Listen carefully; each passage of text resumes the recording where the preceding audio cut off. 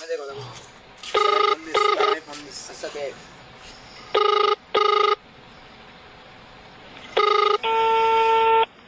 আসসালামু আলাইকুম। ওয়ালাইকুম আসসালাম। কেমন আছেন? হ্যাঁ ভালো আছি, তুমি কেমন আছো? তো ভালো আছি। হ্যাঁ ভালো আছো না? আচ্ছা তুমি কার সঙ্গে আছো? সালমানের সাথে আছি। ওই মাদার চোদের সঙ্গে। মাদার চোদ তো এত হারামজাদা। ওই শুয়োরের বাচ্চা, ওই তো লটির বাচ্চা, ওই শালাচোদের বেটা মাগির লিসা, তুই মাগির লিসা। ওই হারামজাদা